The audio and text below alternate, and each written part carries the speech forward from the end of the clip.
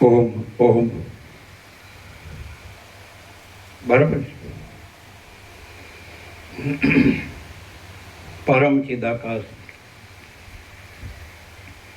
પરમ જ્યોતિ, અખંડ જ્યોતિ, મહાચિદાકાશ, સ્વયં પ્રકાશ, સંપૂર્ણ પ્રકાશ, પૂર્ણ બ્રહ્મ, અનંત તેજઘન, અનંત ચિદઘન, પરમાકાશ, કેવલ, અનંત, શુદ્ધ, તેજઘન, પરમાકાશ, અખિલાત્મા, પૂર્ણ બ્રહ્મ, પરમાત્મા, પરમ ચિદાકાશ, પરમ જ્યોતિ, અખંડ જ્યોતિ, અનંત, પૂર્ણ, પરમ ચિદાકાશ, પરમ શાંતિ, स्वयं सिद्ध, स्वयं प्रकाश, स्वयं पूर्ण, स्वस्वरूप, यही सब कुछ है, इसके सिवा कुछ नहीं है। शून्यभास, अनंत कोटि, महाकल्पो है ही नहीं।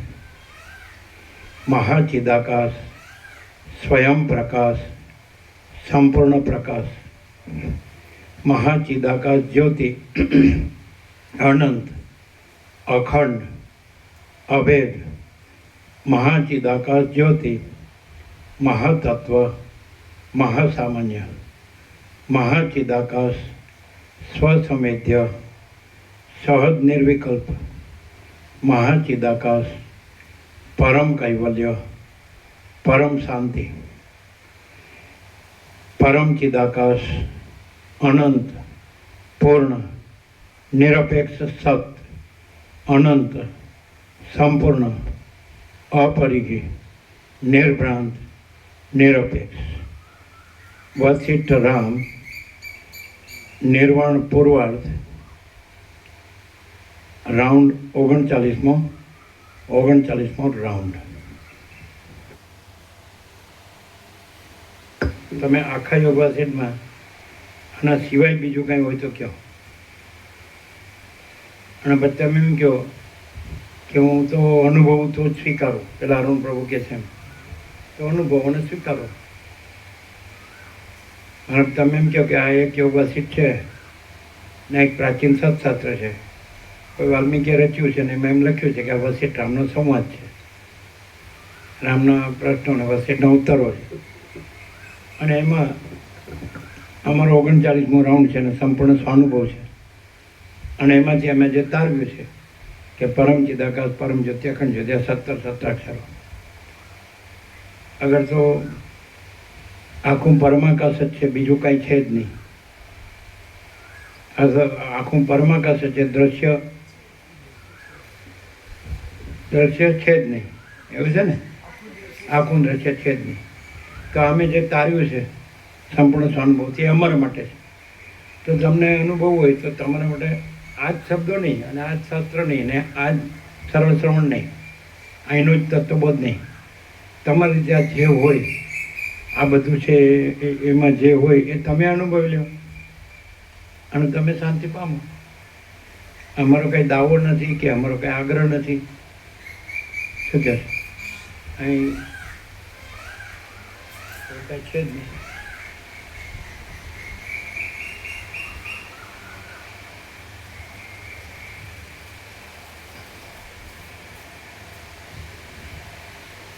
એને શું લાવી દીધું? કપડાં છે તો એનું માપની કેવી રીતે ખબર પડે? એમ એટલે દરજીથી સીવ્યા કે હે એ સીવે છે? કાકા પ્રભુ ઘેરથી મારી સીવે. બરાબર. એટલે અને આમાં તો ટોળા થાય જ નહીં, કારણ કે બીજો તો કોઈ વ્યવહાર છે જ નહીં, કાંઈ લેવા દેવા. પોતાની રીતે આવે ન આવે, રહે ન રહે, જાય ન જાય, ગમે તે કરે. તો એ તો કંઈ છે અહીં કાંઈ હું મારું તો છે નહીં. સમજે? તો એમ લાગતું હોય પેલા અરુણ પ્રભુ કે છે એમ કે હું તો અનુભવ તો સ્વીકારું, તો એ વાત સાચી છે, એ વાત સાચી. સમજાય જ નહીં. એટલે દાખલા કે કોઈ પણ ગ્રંથિપૂર્વક હોય, રાગદ્વેષ હોય, તો સત્ય તો કોઈ ગ્રંથિપૂર્વક કે રાગદ્વેષમાં અનુભવાતું નથી. સૌ ચોખ્ખો હોય તો જ અનુભવાય બધી રીતે. એ તો સમજાયું છે. ગમે મૂર્ખ હોય ને, અજ્ઞાની, તો એને સમજાય. પહેલાં એમ કે હું ચોખ્ખો છું બધી રીતે, તો કોઈ બધી રીતે ચોખ્ખો છે? મુકુંદ પ્રભુ કેમ? બધા એમ કે હું સાચો છું અને બધા એમ કે હું જાણું છું કે બધું બ્રહ્મ છે ને હું બ્રહ્મ છું, મારું બધું બ્રહ્મ છે. તો સાચું જ છે ને, એ ક્યાં ખોટું છે?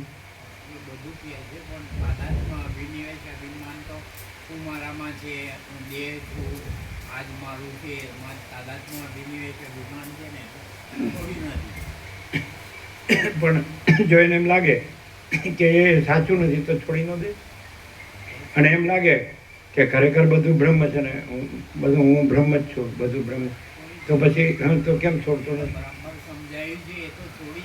તો આમાં બરાબર સમજવાનું શું છે? તો સૂર્ય જ છે, આકાશ તો આકાશ જ છે, મહાસાગર તો મહાસાગર જ છે, અને બ્રહ્મ કે ચિદાકાશ તો ચિદાકાશ જ છે.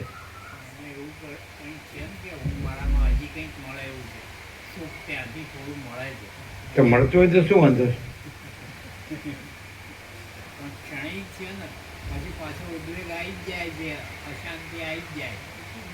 પણ તો કે એ તો એવું કહેતા હોય છે, અમે અજ્ઞાની સંસાર સાંભળે, એ તો ચાલ્યા કરે એમ કે, એ તો આવે જાય ચાલ્યા કરે એવું કે ને, ચાલ્યા કરે. પણ એમ કે આજ આપણો તો આજ સાચું છે, એવી રીતે જીવે, મરી જવું. તો પછી એનું આ બધું વાંચવું, સાંભળવું, જાણવું અને બોલવું શું નકામું હોય? તો કે હું અમસ્તો અહીંયા આવું છું એમ કે, પાછા મારો ભાવ ન હોય તો પાછા એમ કે મારો ભાવ ન હોય તો હું કરવા આવ્યો છું, તો એમ કહેતો. એટલે આ બધી દલીલો બાનાબાજી સાચી છે? બરાબર? અવાજ બરાબર છે? બરાબર, ક્લિયર થાય જ ને? એટલે અચ્છા, અમે એમ કહીએ કે અમારો સંપૂર્ણ સ્વાનુભવ છે વસિત પ્રકાશ, પરમ ચિદાકાશ, પરમ જ્યોતિ, અખંડ જ્યોતિ, સોનું. કુદરતનો ખોળો એટલે ભગવાનનું ઘર, સુગંધ, સોનામાં સુગંધ. બરાબર ને? Short and sweet. તો તમે કહો એ તો બરાબર છે, તમારું તો તમે જાણો, અમને અનુભવ થાય તો સ્વીકારે, તો એ પછી અનુભવ કરવો પડે. પણ એ તો બધા સ્વીકારશે કે જે સંપૂર્ણ ચોખ્ખો હોય એને જ સત્યનો અનુભવ થાય. શોર્ટમાં આપણે બીજા બધા શાસ્ત્ર મહાત્માઓના ની શરતો આપણે કહેતા નથી, શરત, કન્ડિશન, પણ એ તો સાચું ખોટું. માણસ મેલો હોય, સત્ય ચોખ્ખું છે, સત્ય મેલું કદી મેલું નથી. તો સંપૂર્ણ ચોખ્ખો હોય એને જ સંપૂર્ણ ચોખ્ખા સત્યનો અનુભવ થાય. એ તો કબૂલવું પડે ને, ગમે એવો મેલો હોય ને, કે ગમે એવો મૂળ વિષય પામર હોય તોય સ્વીકારવું ન પડે એને. તો પછી હવે તમે કોઈ પણ શાસ્ત્ર કે કોઈ પણ વિદ્વાન, કોઈ જેને તમે માનતા હોય, તમે કે હું હિન્દુ જન્મ્યો છું, હું તો હિન્દુ વેદ વેદાંતને માનું ને ઉપનિષદને ગીતાને બધું માનું, બરાબર છે. હું આદિશંકરને કે અદ્વૈત વેદાંતને ગમે તે, તો શોધી કાઢો. કોઈને એમાંથી સત્ય મળ્યું હોય તો કયો. સત્ય મળ્યું એને કોને કહેવાય? સંપૂર્ણ સત્ય સંપૂર્ણ ચોખ્ખું છે. તો સંપૂર્ણ ચોખ્ખો હોય તેમાં સંપૂર્ણ ચોખ્ખા સત્યનો ઉઘાડ થાય, પ્રકાશ થાય. તો એ પ્રકાશ જો થાય તો એની ફલશ્રુતિ પણ હોય ને. તો સંપૂર્ણ પ્રકાશ હોય તો સંપૂર્ણ આનંદ હોય અને સંપૂર્ણ શાંતિ હોય. આ માનવું પડે.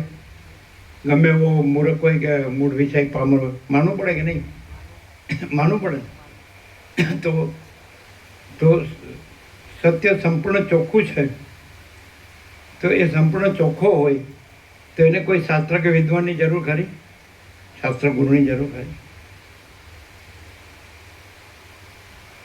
અને સંપૂર્ણ ચોખ્ખો ન હોય તો એ શાસ્ત્ર ગુરુનો કોઈ અર્થ થાય ખરો? અર્થ કરો નહીં. એનો અર્થ એમ કે પોતે સંપૂર્ણ ચોખ્ખો છે તો સત્ય તો સંપૂર્ણ ચોખ્ખું છે. તો એ સંપૂર્ણ ચોખ્ખું સત્ય, એનો સંપૂર્ણ પ્રકાશ, સંપૂર્ણ આનંદ અને સંપૂર્ણ શાંતિ થાય. આ અમારો સંપૂર્ણ સ્વાનુભવ છે. હવે એ કહેવાનો અર્થ એવું નહીં કે તમારે માથે કંઈ અમારી સુપિરિયોરિટી લાદવી છે ગુરુતાગ્રંથિ, બરાબર? કંઈ ગુરુતાગ્રંથિ ગુરુ તો અમે થતા નથી. અમે તો એમ કહીએ છીએ કે માચી દાખલ સબ કુછ है, मैं कुछ नहीं है. પછી હમ કુછ નહીં, હમારા કુછ નહીં, હમ કુછ નહીં જાનતે, હમ કુછ નહીં કરતે, માચી દાકાશ જો હૈ સો હૈ. એટલે સવાલ જ નથી. શું કહો? એટલે અહીંયા એવો તો છે જ નહીં. બીજું કંઈ લેવા દેવું નથી. કોઈ કોમર્શિયલ કશું, કોઈ પ્રવૃત્તિ પ્રપંચ ઉપાધિ નથી. પૈસા કે ભોગો એવી એનું મહત્ત્વ નથી. અહમનું મહત્ત્વ નથી. કોઈની ઈચ્છાઓનું મહત્ત્વ નથી. ઈચ્છા અનિચ્છા રાગ દ્વેષ, બરાબર છે? તો પછી બોલો. અને આ જે કીધું એ સિવાય તમે પ્રાચીન અર્વાચીન ગમે તે મહાત્મા હોય કે શાસ્ત્ર હોય તેમાં આના સિવાય બીજું શું છે? આ કીધું એના સિવાય એક જ શબ્દમાં સત, બરાબર? અને અહીંથી આવ્યું કે અનંતપૂર્ણ નિરપેક્ષ સત. તે તો વાત સાચી છે ને કે સાપેક્ષ બ્રહ્મ ગમે એટલો મોટો હોય તો એ પૂર્ણ ન હોય. અને અનંતપૂર્ણ નિરપેક્ષ સત તો અનંતપૂર્ણ જ છે. એ સત છે. સત તો પૂર્ણ જ છે. અને સત કોઈ સાપેક્ષ બ્રહ્મ નથી અને કોઈ સાપેક્ષ બ્રહ્મ સત નથી. તો એ પણ સ્વીકારાય છે ને કે ન સ્વીકારાય? પછી તમે એને કોઈ નામ આપો કે ન આપો, નામ છે જ નહીં એનું. આપણે સત કહીએ તો પછી કોઈ શબ્દ તો છે જ નહીં. શું કહે? પણ અનુભવ તો છે ને. આપણને સત્ય અનુભવે જ કે નહીં? આપણે પ્રકાશ અનુભવે જ કે નહીં? આપણે આનંદ અનુભવે જ કે નહીં? આપણે શાંતિ અનુભવે જ કે નહીં? એ તો છે ને. શબ્દ નથી, સત શબ્દ નથી પણ સત અનુભવાય. પ્રકાશ શબ્દ નથી પણ પ્રકાશ અનુભવાય. આનંદ શબ્દ નથી પણ આનંદ અનુભવાય. શાંતિ શબ્દ નથી પણ શાંતિ અનુભવાય. શબ્દની ક્યાં જરૂર? શબ્દ ક્યાં? તો માણસે બનાવ્યો. વ્યાસપૂર્ણિમાં આપણે કીધું શબ્દ તો માણસની એને કલ્પેલા જ બધા. કોઈ શબ્દ છે જ નહીં. અને શબ્દ વગર જ આ આખું અનંત સંપૂર્ણ અસ્તિત્વ છે. એ તો અનુભવે જ કે નહીં મુકુંદ પ્રભુ? આ અનંત સંપૂર્ણ અસ્તિત્વ અનુભવે જ કે નહીં? પછી અનુભવનાર એ પણ શબ્દ નથી. હું એ શબ્દ પણ નથી, એ કલ્પિત છે. અને અનંત સંપૂર્ણ અસ્તિત્વ એ શબ્દ પણ નથી, એ શબ્દ પણ કલ્પિત છે. પણ એ અનુભવાય જ કે નહીં? તો પછી એ અનંત પ્રકાશ, અનંત આનંદ, અનંત શાંતિ છે જ. તો નિર્વાણ પૂર્વાર્થ, બરાબર? તમે ગમે એટલું સાંભળો ને ગમે એટલું વાંચો ને ગમે એટલું લખો ને ગમે એટલું યાદ રાખો ને ગમે એટલું બોલો અને તમને ગમે એવા તમે દેખાવ કરો, એ કાંઈ નથી. જો હૈ સો હૈ, અનંત હી અનંત હૈ, અનંત મેં અનંત હી હૈ. બરાબર.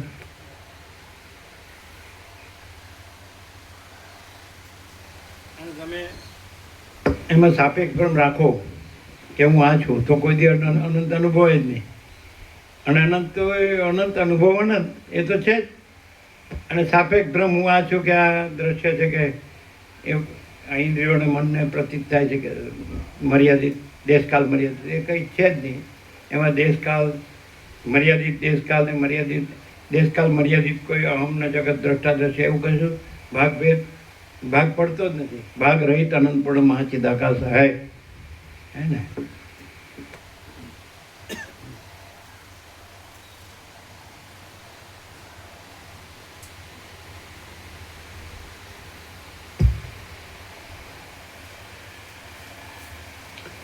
આદ્ય પરબ્રહ્મ સદગુરુ દેવ કી જય.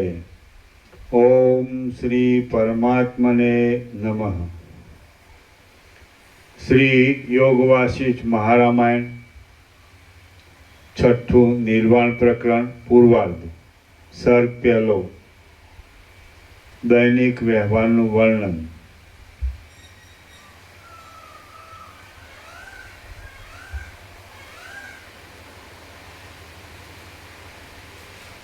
Page number 827. પેજ નંબર 827, સર્ગ પહેલો, દૈનિક વ્યવહારનું વર્ણન.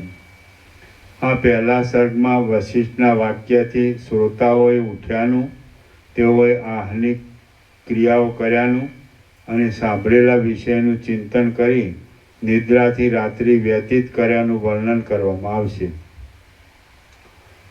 વાલ્મીકી બોલ્યા, હે રામ, ઉપશમ પ્રકરણ પછીનું હવે આ નિર્વાણ પ્રકરણ સાંભળો કે જે પ્રકરણ જાણવાથી મુક્તિ મળે છે. એ પ્રમાણે સર્વોત્તમ વક્તા વશિષ્ઠ મુનિ કહેતા હતા અને રામચંદ્રજી મૌન ધરીને એક ચિત્તથી સાંભળતા હતા. રાજા લોકો વશિષ્ઠ મુનિની વાણીના અર્થમાં તલ્લીન થઈને મન અને શરીરના વ્યાપારો ભૂલી ગયા હતા, જેથી તેઓ ચિત્રમાં આલેખેલા સ્થિર જેવા જણાતા હતા. મુનિઓ ભ્રમરોના તથા તર્જની આંગળીઓના સુંદર અભિનયો કરીને પ્રેમપૂર્વક વશિષ્ઠ મુનિના વચનોના અર્થનો વિચાર કરતા હતા. આત્મતત્વના અવલોકનરૂપી મકરંદના સ્વાદને લીધે નેત્રોરૂપી ભ્રમરો સ્થિર થઈ જવાથી સાંભળવા બેઠેલી સ્ત્રીઓ જાણે વૃક્ષની અતિ સુંદર મંજરીઓ હોય એવી જણાતી હતી. સૂર્ય અસ્તાચળ તરફ ઢળવાથી શાંત લાગતો હતો અને તે જાણે જ્ઞાનના હૃદયથી કાંઈક ઉપશમ પામ્યો હોય એવો દેખાતો હતો.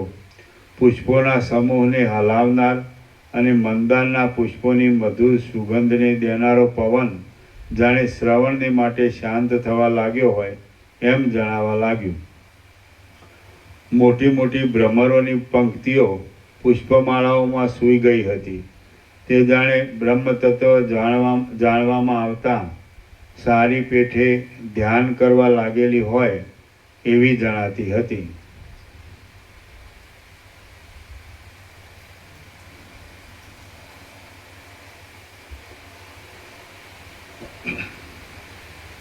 મોતીમય જાળીઓની અંદર રહેલી વાવોમાં મોતીની પ્રભાવોથી દીપતું જળ જાણે નિશ્ચળ થઈ જઈ બ્રહ્મ વિદ્યાનું શ્રવણ કરવા બેઠું હોય એવું જણાતું હતું. સૂર્યના કિરણો આકાશમાં લાંબી મુસાફરી કરીને વિશ્રામ લેવા જાળીઓમાં પેસતા હતા. તે જાણે કથા સાંભળવા શીતળ સભા મંડપમાં બેઠા હોય એમ જણાતા હતા.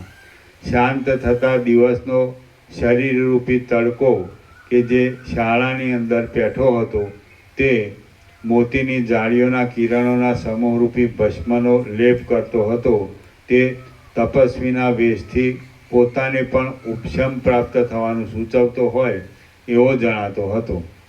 રાજાઓના હસ્તોમાં અને મુકુટોમાં રહેલા નીલકમલો જાણે વશિષ્ઠ મુનિનો રસથી ભરપૂર ઉપદેશ સાંભળીને રાજાઓના અંતઃકરણની પેઠે વૃત્તિઓથી રહિત થયા હોય તેમ બિડાઈ જવાને તૈયાર થતા હતા. બાળકો, મૂર્ખ લોકો અને પાંજરામાં રહેલા પક્ષીઓ ભોજન લેવાની ઉતાવળથી તે ઘરની સ્ત્રીઓની વારંવાર કનડગત કરતા હતા. રાત્રિએ ખીલતી પોયણીઓનો પરાગ ભ્રમરોની પાંખોથી ઉડીને ચામરોની ઉપર અને લોકોની આંખોની પાપણોના રૂવાઓ પર ચોંટતો હતો અને સૂર્યના કિરણો જાણે મેરુવાદી પર્વતોની ગુફાઓમાંથી બહાર નીકળેલા છાયાઓના સમૂહરૂપ અંધકારના ભયથી નાસીને ગોખાદીના દ્વારોમાં છુપાઈ રહેવા માટે ઘરોના મધ્યમાં બેઠેલા હોય એવા લાગતા હતા. તે સમયમાં દિવસનો ચોથો ભાગ બાકી રહ્યાની સૂચના આપનારો અને દિશાઓના મુખોને પૂરી દેનારો ભેરીઓનો, ડોલોનો તથા શંખોનો ધ્વનિ થવા લાગ્યો.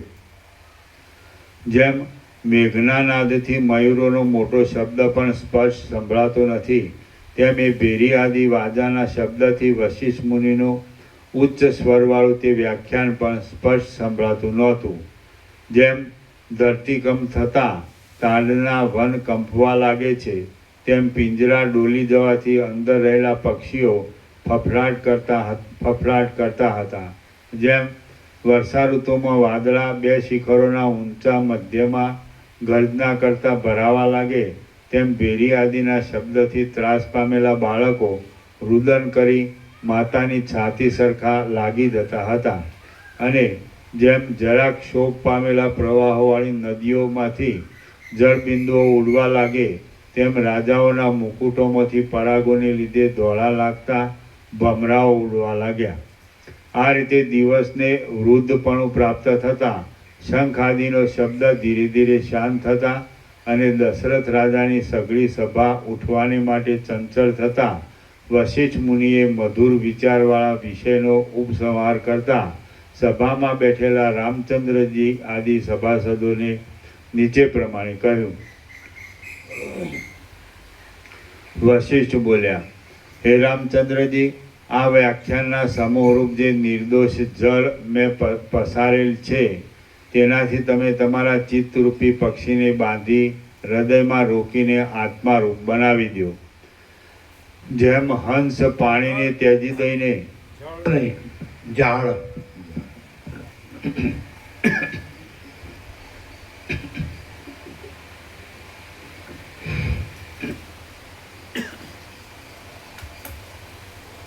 આ તો બધા ઘરે ઉભા છે, વાંચી લે એટલે થઈ જાય ને મામા ના એમ.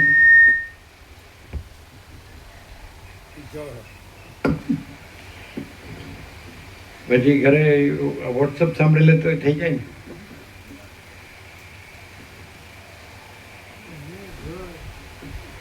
ઝાડ, પક્ષીને બાંધવાની ઝાડ.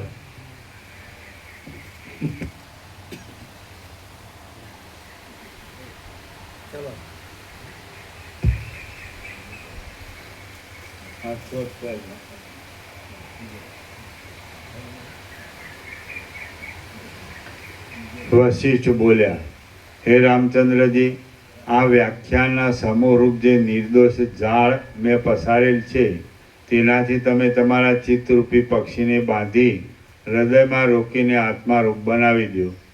જેમ હંસ પાણીને ત્યજી દઈને દૂધને ગ્રહણ કરે છે, તેમ તમે અવળી સમજણને ત્યજી દઈને મારી વાણીના અક્ષય અર્થનું ગ્રહણ કરીને, હે રામચંદ્રજી, તમારે પોતાની બુદ્ધિથી વારંવાર સંપૂર્ણ રીતે આ વિષયનો વિચાર કરીને હવે આ રસ્તે ચાલવું. હે રામચંદ્રજી, મારા કહેલા વિચારોને અનુસરીને જ વ્યવહાર કર્યા કરશો તો સંસારમાં બંધાશો નહીં.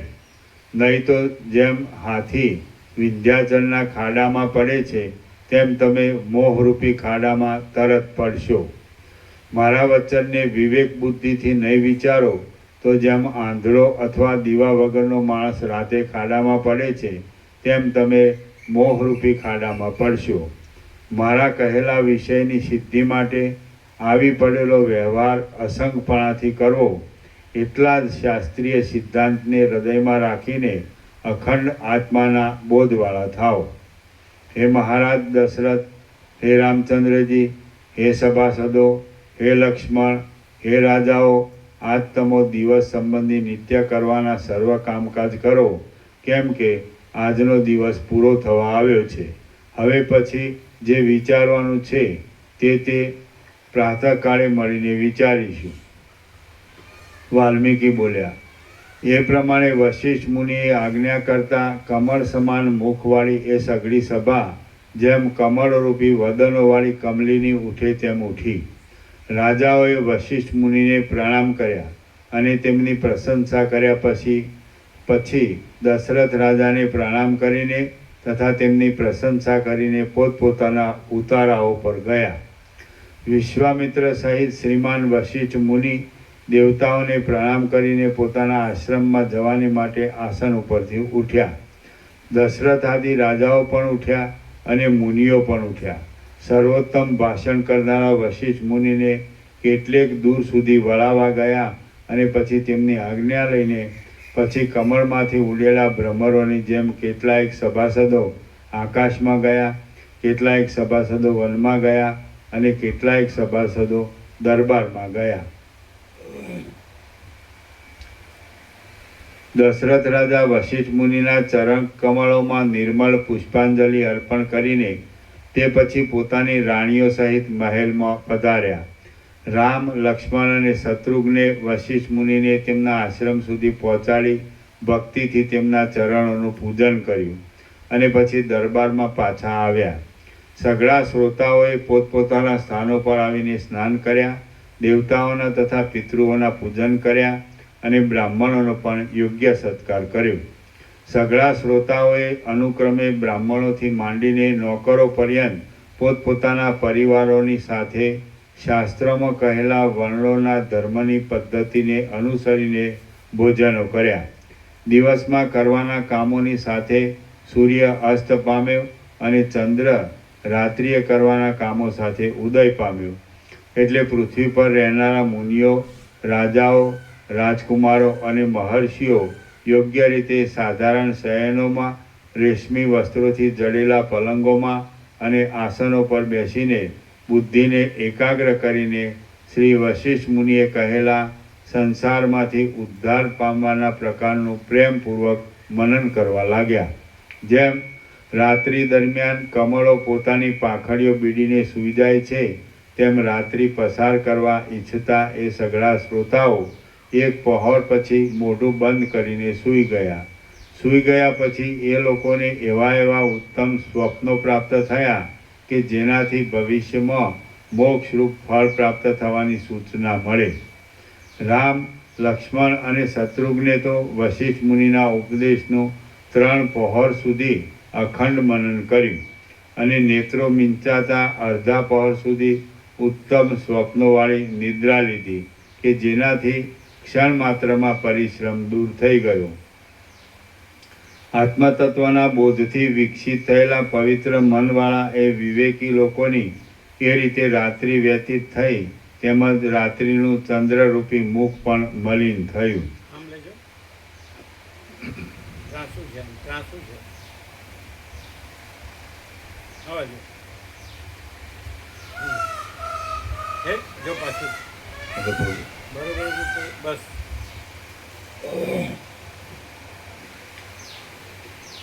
શ્રી યોગ વાસિષ્ઠ મહારામાયણમાં નિર્વાણ પ્રકરણના પૂર્વાર્ધનો દૈનિક વ્યવહાર વર્ણન નામનો સર્ગ પહેલો સમાપ્ત.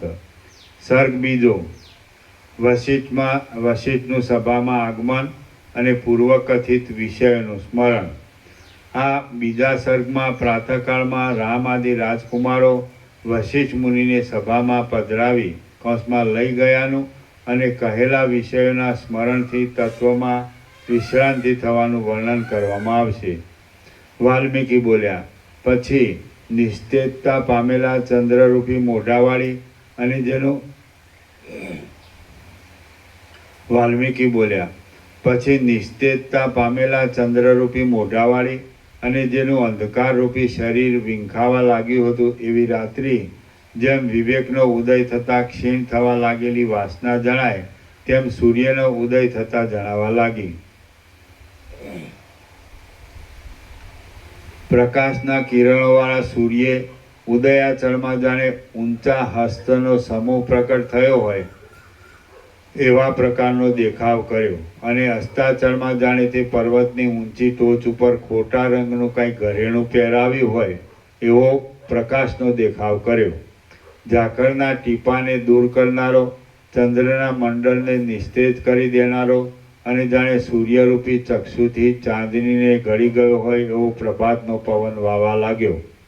રામ, લક્ષ્મણ અને શત્રુઘ્ને ઉઠીને સ્નાન કર્યું અને પછી સંધ્યાવંદન કરીને અનુચરોની સાથે વશિષ્ઠ મુનિના પવિત્ર આશ્રમે ગયા. ત્યાં વશિષ્ઠ મુનિ સંધ્યાવંદન કરીને ઘરથી બહાર નીકળવાની તૈયારીમાં જ હતા. તેમના ચરણોમાં અર્ઘ્ય પ્રદાન કરીને તેઓએ વંદન કર્યું. વશિષ્ઠ મુનિનો આશ્રમ ક્ષણ માત્રમાં મુનિઓથી, બ્રાહ્મણોથી, રાજાઓથી, હાથીઓથી, ઘોડાઓથી, રસોથી અને પાલખીઓથી ભરપૂર થઈ ગયો.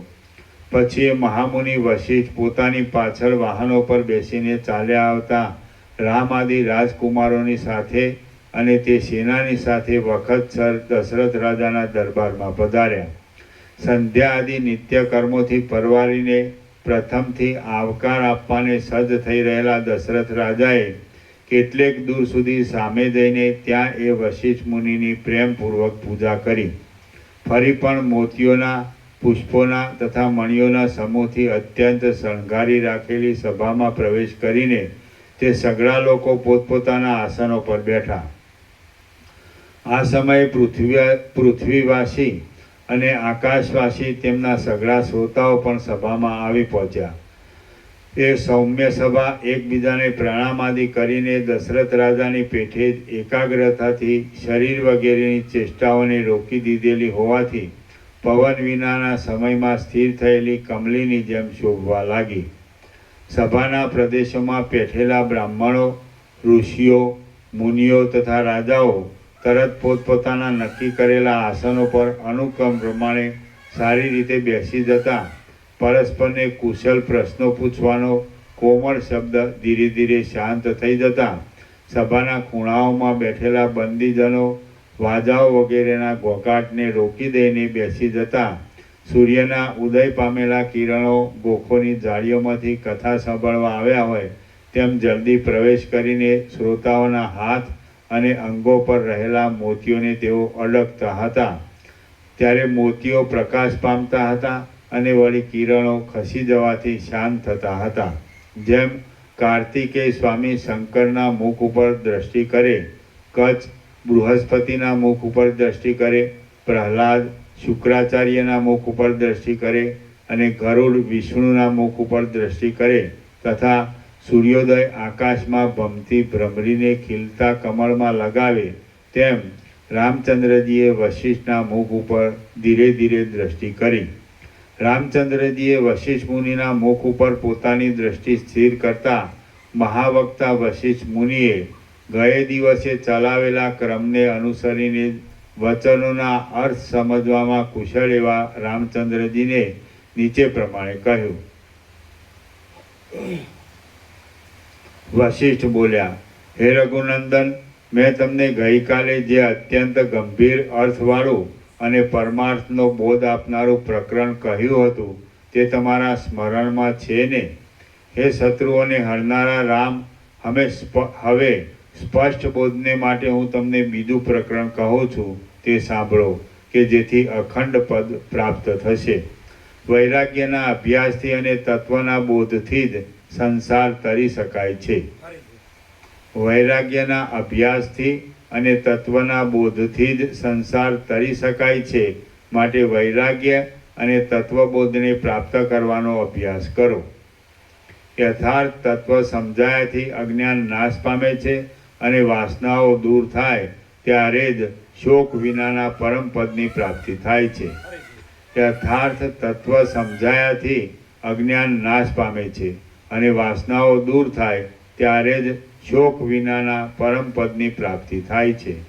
દેશ, કાળ વગેરેની મર્યાદા જેને નથી અને જેનો આદિ કે અંત છે જ નહીં એવું બ્રહ્મ જ કલ્પિત દ્વૈતને પ્રાપ્ત થઈને જગત રૂપે થયેલું છે. દેશ કાળ વગેરેની મર્યાદા જેને નથી અને જેનો આદિ કે અંત છે જ નહીં એવું બ્રહ્મ જ કલ્પિત દ્વૈતને પ્રાપ્ત થઈને જગત રૂપે થયેલું છે. દેશકાળ વગેરે સઘળા પદાર્થોના માપ વગરનું શાંત અને સર્વમાં ઓતપ્રોત હોવાથી સત્તા સ્વરૂપે રહેલું કેવળ બ્રહ્મ જ છે. તો પછી તેમાં દ્વૈતપણું કૌંસમાં જગતપણું થવું સંભવતું જ નથી. દેશ કાળ વગેરે સઘળા પદાર્થોના માપ વગરનું શાંત અને સર્વમાં ઓતપ્રોત હોવાથી સત્તા સ્વરૂપે રહેલું કેવળ બ્રહ્મ જ છે. તો પછી તેમાં દ્વૈતપણું કૌંસમાં જગતપણું થવું સંભવતું જ નથી. એવો નિશ્ચય કરીને તથા હું છું એ અભિમાનને અંદરથી ત્યજી દઈને તમે મુક્ત સ્વરૂપવાળા, વ્યાપક, એકરૂપ, શાંત અને સાક્ષાત આત્માનંદરૂપ થાવ. હે રામચંદ્રજી, ચિત્ત પણ નથી, અવિદ્યા પણ નથી, મન પણ નથી અને જીવ પણ નથી. એ સઘળી ચિત્ત આદિરૂપ કલ્પનાઓ બ્રહ્મથી જ થયેલી છે. જે ભોગ્ય પદાર્થો છે, જે ભોગ વૃત્તિઓ છે, જે સ્મૃતિઓ છે અને જે ભોગોની સ્પૃહાઓ છે તે સઘળું આદિ તથા અંત વિનાનું અને સમુદ્ર જેવું ભરપૂર બ્રહ્મ જ પ્રકાશે છે.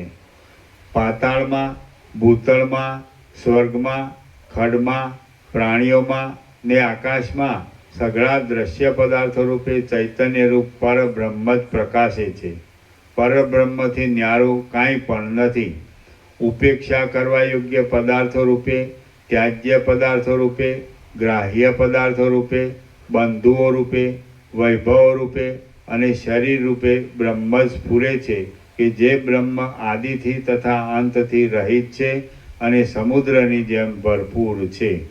જ્યાં સુધી અજ્ઞાનની કલ્પના છે, જ્યાં સુધી દ્વૈતની ભાવના છે અને જ્યાં સુધી જગતરૂપી જાણમાં પ્રીતિ છે ત્યાં સુધી જ ચિત્તની, અવિદ્યાની, મનની તથા જીવની કલ્પના છે. જ્યાં સુધી દેહમાં દ્રઢ અહંતા છે અને જ્યાં સુધી દ્રશ્ય પદાર્થોમાં દ્રઢ મમતા છે ત્યાં સુધી જ ચિત્ત વગેરે નામ અને રૂપની ભ્રમણાઓ છે. જ્યાં સુધી સજ્જનોના સમાગમના પ્રભાવથી મૂર્ખતા ક્ષીણ થઈ ન હોય અને પૂર્ણતા ઉદય પામી ન હોય ત્યાં સુધી જ ચિત્ત આદિને લીધે નીચપણું રહે છે. જ્યાં સુધી અંદર યથાર્થ વિચારની શક્તિથી આ જગતની ભાવના શિથિલ ન થઈ હોય ત્યાં સુધી જ ચિત્ત વગેરે પદાર્થો જોવામાં આવે છે. જ્યાં સુધી અજ્ઞપણારૂપ આંધળાપણું હોય, જ્યાં સુધી વિષયોની આશાને લીધે પરવશપણું હોય અને જ્યાં સુધી મૂર્ખતાને લીધે મોહનો વધારો હોય ત્યાં સુધી જ ચિત્ત આદિની કલ્પના છે. જ્યાં સુધી હૃદયરૂપી વનમાં આશારૂપી ઝેરની ગંધ સ્ફુર્યા કરતી હોય ત્યાં સુધી આત્મવિચારરૂપી ચકોર એ વનની અંદર સારી પેઠે પેસતો જ નથી. જેના મનને ભોગોની ઉપર રુચિ ટળી ગઈ હોય, જેના મનને ભોગોની ઉપર રુચિ ટળી ગઈ હોય, આશાના પાશોરૂપી જાળો છેદાઈ ગઈ હોય અને શીતળ તથા નિર્મળ બ્રહ્માનંદ પ્રાપ્ત થયો હોય તે પુરુષનો ચિત્તરૂપી વિભ્રમ નાશ પામી જાય છે. જે ચિત્તમાંથી તૃષ્ણા અને મોહ દૂર થયા છે અને ચિત્તમાં શીતળતા અને શાંતિનો અનુભવ પુરુષે કર્યો છે તે જ પુરુષ ચિત્તરૂપી ભૂમિકામાંથી જ્ઞાનરૂપી ફળ મેળવે છે. પોતાના દેહને નક્કામા જેવો, દૂર રહેલા જેવો અને સ્થિર રહે નહીં એવો હોવાથી ગંધર્વનગરના જેવો મિથ્યા સમજનારા પુરુષને ચિત્ત રહેવાનો સંભવ ક્યાંથી જ હોય? સંસારથી જુદા અપાર ચૈતન્યરૂપ આત્માની ભાવના કરનારા અને જેના ચિત્તમાં જ સઘળું જગત લીન થઈ ગયેલું હોય છે એવા પુરુષને ચિત્ત તથા જીવ વગેરે હોવાથી ભ્રાંતિ થતી જ નથી. ચિત્ત તથા જીવ ન હોવાની હોવાથી નહીં, હોવાની.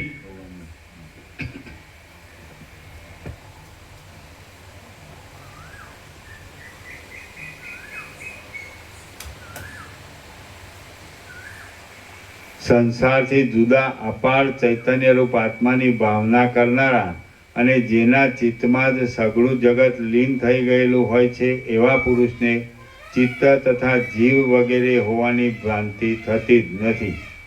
જ્ઞાનનું વિરોધી અજ્ઞાન કે જે ખોટા તરંગોને પેદા કરે છે તે દૂર થતાં અને સત્ય આત્માના દર્શનરૂપ પ્રબળ સૂર્ય ઉદય પામતા બળી ગયેલા સૂકા પાંદડાની જેમ રહેલું ચિત્ત અગ્નિમાં પડેલા ઘીના લેશની જેમ આત્મામાં એવું તો પીગળી જાય છે કે જે પાછું કદી જોવામાં આવતું જ નથી.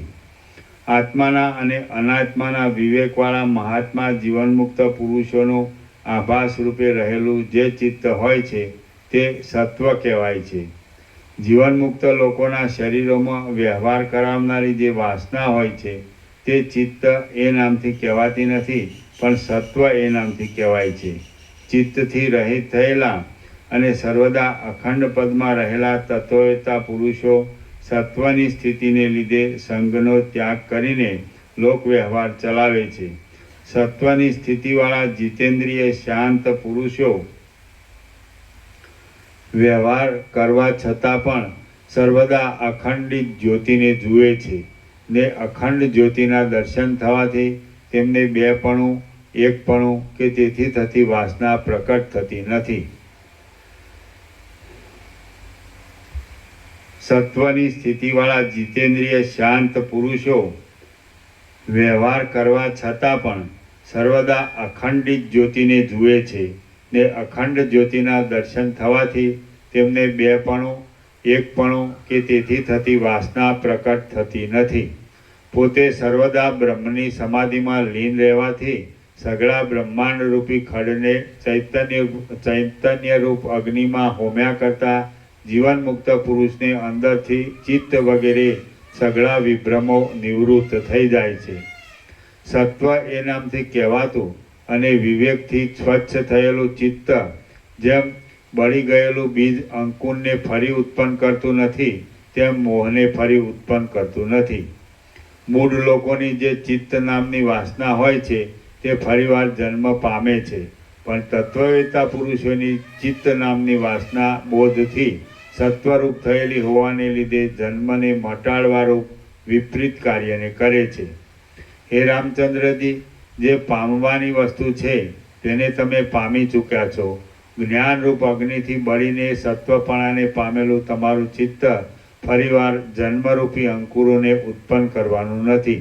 જેમ ખડ વગેરે પદાર્થો કુહાડાથી કપાયા છતાં અને અગ્નિથી બળી ગયા છતાં પણ પોતાની અંદર બીજ શક્તિ રહેવાને લીધે અંકુરોને ઉત્પન્ન કરે છે, તેમ પ્રબોધથી સ્વચ્છ થયેલું ચિત્ત અંકુરોને ઉત્પન્ન કરી શકતું નથી.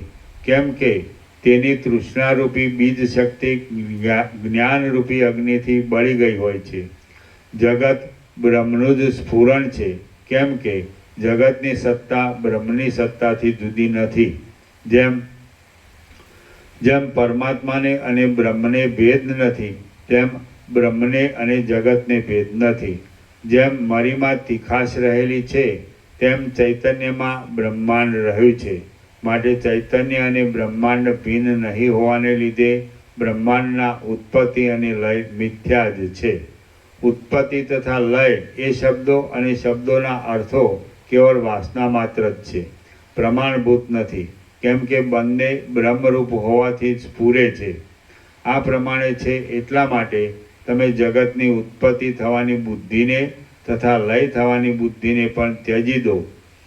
આ રામ એ નામથી વ્યવહાર કરાતું જે શરીર છે તે તમે પોતે નથી, તો શા માટે રડો છો? આ રામ એ નામથી વ્યવહાર કરાતું જે શરીર છે તે તમે પોતે નથી, તો શા માટે રડો છો? સઘળું જગત મિથ્યા જ છે અને મુદ્દલ છે જ નહીં, તો પછી તમને દેહાદિકની કલ્પના જ કેમ થવી જોઈએ? જો આ સઘળું જગત સર્વદા ચૈતન્યરૂપ છે એમ માનતા હો તો ચૈતન્યના સ્વભાવનો જ વિચાર કરો. ચૈતન્ય શુદ્ધ છે તેમજ આદિથી તથા અંતથી રહિત છે, તો પછી તેમાં દેહાદિક અનર્થની કલ્પના સંભવે જ કેવી રીતે? તમે ચિદાત્મા છો, અંશોથી રહિત છો અને આદિ તથા અંતથી પણ રહિત છો. પોતાના વ્યાપક સ્વરૂપનું સ્મરણ કરો. એ સ્વરૂપના વિસ્મરણથી દેહાદિક રૂપે મર્યાદિત ન થાઓ. તમે ચૈતન્યરૂપ સ્થિતિને પામી અને નિરતિશય આનંદરૂપ ઉદયવાળા થઈને આ મર્યાદિત જગતને પૂર્ણ સ્વભાવવાળું કરી દો. તમે પૂર્ણ સ્વભાવવાળા છો, શાંત છો, ચૈતન્ય છો અને બ્રહ્મરૂપ છો. તમે ચૈતન્યરૂપી શિલાના એક રસ ગર્ભરૂપ જ છો. તમે અનેક રૂપોથી રહેનારા નથી, પણ સર્વ બાધના અવધિરૂપ છો. તમારા આવા સ્વરૂપમાં વાણીની કે મનની પ્રવૃત્તિ થઈ શકતી નથી. માટે કહેવું પડે છે કે તમે જે છો તે છો, પણ પરોક્ષ જેવા નથી. કેમ કે સ્વયં પ્રકાશ છો. જગતની ઉત્પત્તિ રૂપ પણ તમે જ છો અને લય રૂપ પણ તમે જ છો. સઘળા પદાર્થોની અંદર જે પરસ્પર જુદા જુદા દેખાતા વ્યવહારો છે તે મિથ્યા હોવાને લીધે તે તમે નથી અને તે તમને પણ નથી. તમે સ્વરૂપમાં રહેલા છો, સર્વરૂપ છો અને સર્વથી ન્યારા પણ છો. હે ચૈતન્ય ઘન સ્વરૂપ, હું તમને પ્રણામ કરું છું. આદિ તથા અંતથી રહિત વિશાળ અને સ્ફટિકની શિલાના ગર્ભની પેટે ગાંઠું જે ચૈતન્ય ઘન સ્વરૂપ છે તે જ તમે છો. તમે આકાશની પેઠે નિર્લેપ છો, પણ સુખ દુઃખ આદિ વિકારોવાળા નથી. માટે સ્વસ્થ થાઓ. જેમ સ્ફટિકની શિલાના ગર્ભમાં પાંદડાનો જથ્થો પ્રતિબિંબ રૂપે દેખાયા કરે, તેમ તમારા વ્યાપક ઉદરમાં કલ્પિત વાસનાઓની રેખાઓથી સઘળા બ્રહ્માંડો દેખાયા કરે છે. હે રામ, તમે જે એવા પૂર્ણ સ્વભાવવાળા છો તેમને હું પ્રણામ કરું છું. શ્રી યોગ વાસિષ્ઠ મહારામાયણમાં નિર્વાણ પ્રકરણના પૂર્વાર્ધનો વિશ્રાંતિ સુદ્રઢીકરણ નામનો સર્ગ બીજો સમાપ્ત. સર્ગ ત્રીજો, પૂર્ણ સ્થિતિની પ્રાપ્તિના ઉપાયનું વર્ણન. Page number 833. સર્ગ ત્રીજો, પૂર્ણ સ્થિતિની પ્રાપ્તિના ઉપાયનું વર્ણન. આ ત્રીજા સર્ગમાં બ્રહ્મ, જીવ, મન, દેહ અને જગત એમની એકતા સમજવાથી સઘળો દ્વૈતરૂપી ભ્રમ શાંત થતાં કેવળ પૂર્ણ સ્થિતિ રહે છે એમ કહેવામાં આવશે. આ ત્રીજા સર્ગમાં બ્રહ્મ, જીવ, મન, દેહ અને જગત એમની એકતા સમજવાથી સઘળો દ્વૈતરૂપી ભ્રમ શાંત થતાં કેવળ પૂર્ણ સ્થિતિ રહે છે એમ કહેવામાં આવશે. વશિષ્ઠ બોલ્યા, હે રામચંદ્રજી, જેમ સમુદ્રમાં ઉત્પન્ન થતી ઘણા ઘણા તરંગોના ભેદોની કલ્પનાઓનું અધિષ્ઠાન જળ છે, તેમ જે ચૈતન્ય અનંત બ્રહ્માંડોની કલ્પનાઓનું અધિષ્ઠાન છે તે ચૈતન્ય તમે જ છો. એવી ભાવના કરો. હે ચૈતન્ય સ્વરૂપ, તમે જન્મથી તથા મરણથી રહિત છો અને સંસારના સંબંધથી પણ રહિત છો. માટે તમારામાં વાસના વગેરે ક્યાં રહેલા છે તે કહો. ચૈતન્ય જ પોતાથી જીવ રૂપે અને વાસના આદિ રૂપે સ્ફુરે છે, તો તેમાં જડ એ શબ્દનો અને તેના અર્થનો પ્રસંગ જ શો છે તે કહો. તમે મોટા મોટા સ્ફુરણો રૂપી તરંગોવાળા ગંભીર અને સ્વયં પ્રકાશ આત્મચૈતન્ય રૂપ મહાસાગર છો તથા આકાશની પેઠે નિશ્ચળ, સમ તથા સૌમ્ય છો. સમુદ્ર સમાન તમારા સ્વરૂપમાં રામ એ નામરૂપી મોજું ઉઠેલું છે. જેમ ઉષ્ણતા અગ્નિથી ભિન્ન નથી, સુગંધપણું કમળથી ભિન્ન નથી, કાળાપણું કાજળથી ભિન્ન નથી, ધોળાપણું હિમથી ભિન્ન નથી, મધુરપણું શેરડીથી ભિન્ન નથી અને આ પ્રકાશ તેજથી ભિન્ન નથી, તેમ અનુભવ કૌંસમાં વૃત્તિમાં પ્રતિબિંબિત ચૈતન્ય તેમ અનુભવ પરબ્રહ્મથી ભિન્ન નથી. જેમ તરંગ જળથી અભિન્ન છે તેમ જગત ચૈતન્યથી અભિન્ન છે. ચૈતન્યથી અનુભવ ભિન્ન નથી, અનુભવથી અહંકાર ભિન્ન નથી, અહંકારથી જીવ ભિન્ન નથી, જીવથી મન ભિન્ન નથી, મનથી ઇન્દ્રિય ભિન્ન નથી, ઇન્દ્રિયથી શરીર ભિન્ન નથી, શરીરથી જગત ભિન્ન નથી અને જગતથી ભિન્ન તો કાંઈ છે જ નહીં. માટે સઘળું જગત ચૈતન્ય જ છે. આ પ્રમાણે અનાદિકાળથી આ જગતરૂપી મોટું ચક્ર પ્રવર્તેલું છે, પણ વાસ્તવિક રીતે જોતા કાંઈ પ્રવર્તેલું જ નથી, અને પ્રવર્તેલું જ ન હોવાને લીધે તેમાં લાંબો કાળ કે ટૂંકો કાળ જેવી મર્યાદા પણ નથી.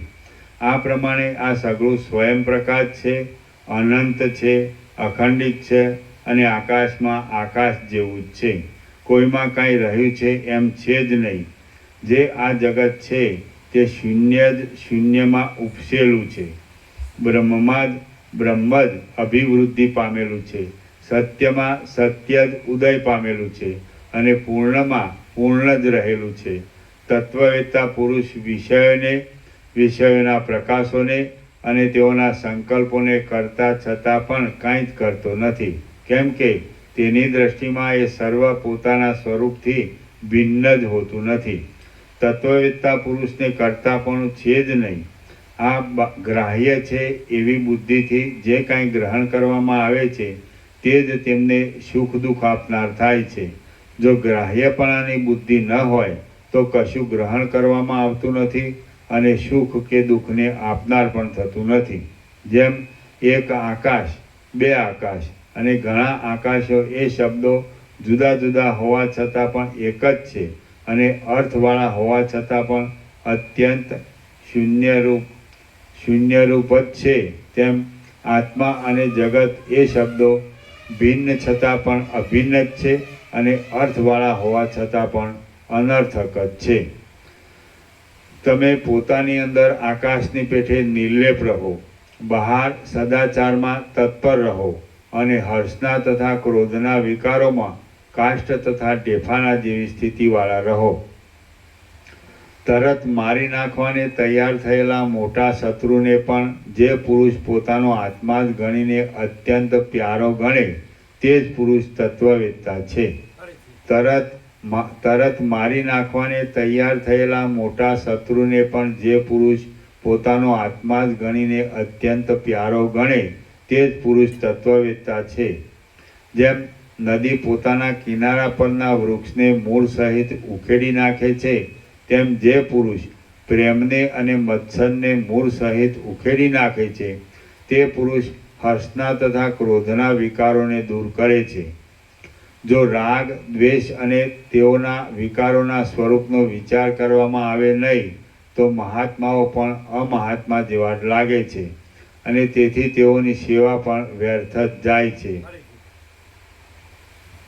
જો રાગ, દ્વેષ અને તેઓના વિકારોના સ્વરૂપનો વિચાર કરવામાં આવે નહીં તો મહાત્માઓ પણ અમહાત્મા જેવા જ લાગે છે, અને તેથી તેઓની સેવા પણ વ્યર્થ જ જાય છે. જેને અહંકાર જ હોતો નથી અને જેની બુદ્ધિ વિષયોથી લેપાતી નથી તે પુરુષ આ સઘળા લોકોને મારી નાખે તો પણ તે કોઈને મારતો નથી, અને દોષોથી બંધાતો પણ નથી. જે વસ્તુ મુદ્દલ છે જ નહીં તેને છે એમ માનવી એ જ માયા કહેવામાં આવે છે. જે વસ્તુ મુદ્દલ છે જ નહીં તેને છે એમ માનવી એ જ માયા કહેવામાં આવે છે. એ માયા આત્મજ્ઞાનથી જ નાશ પામે છે, તેમાં સંશય નથી. જેના ચિત્તની વાસનાઓનો સમૂહ તેલ વિનાના દીવાની જેમ શાંત થઈ ગયો હોય તે નિર્વિકાર તત્વવેત્તા પુરુષ ચિત્રમાં આલેખેલા રાજાની પેઠે સર્વદા અખંડ વિજયવાળો જ રહે છે. જે પુરુષને આ સઘળા પદાર્થો મિથ્યા સમજાયાને લીધે અથવા આત્મારૂપ સમજાયાને લીધે સારી કે નરસી કોઈ દિશાઓમાં દુઃખ કે સુખ આપનાર થતા નથી તે પુરુષ જીવન મુક્ત જ છે. શ્રી યોગ વાસિષ્ઠ મહારામાયણમાં નિર્વાણ પ્રકરણના પૂર્વાર્ધનો બ્રહ્મૈક્ય પ્રતિપાદન નામનો સર્ગ ત્રીજો સમાપ્ત.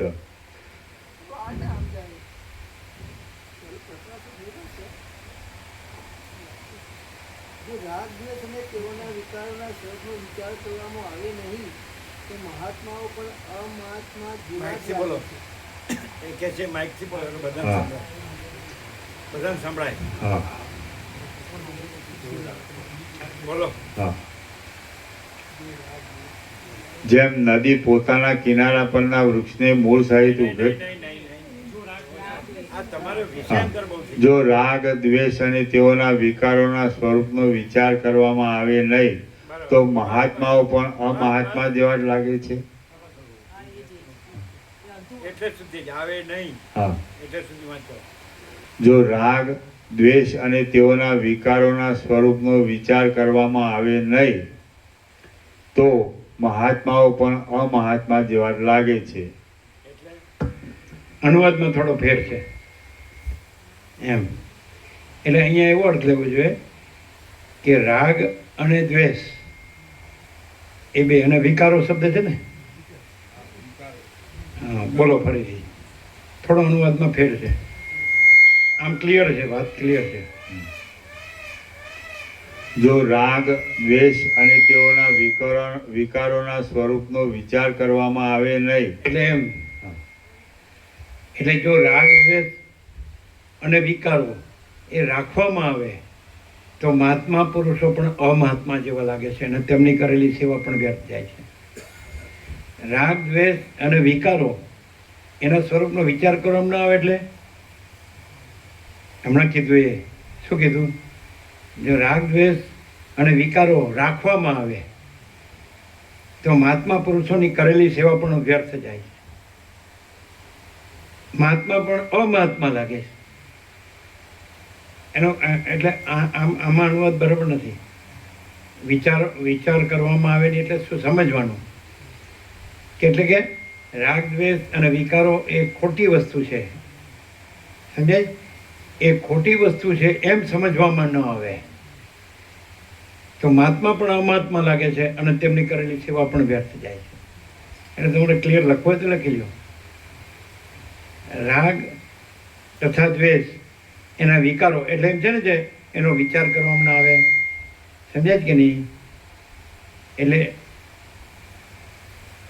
એ ખોટા છે, બરાબર? રાગ દ્વેષ તથા વિકારો ખોટા છે.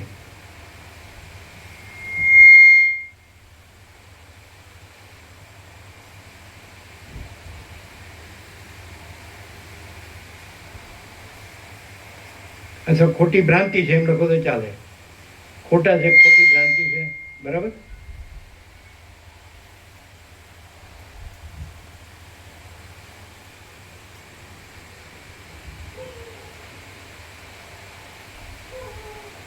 શું લખ્યું? રાગ તથા દ્વેષ વગેરે વિકારો ખોટી ભ્રાંતિ છે, સમજાય છે કે નહીં?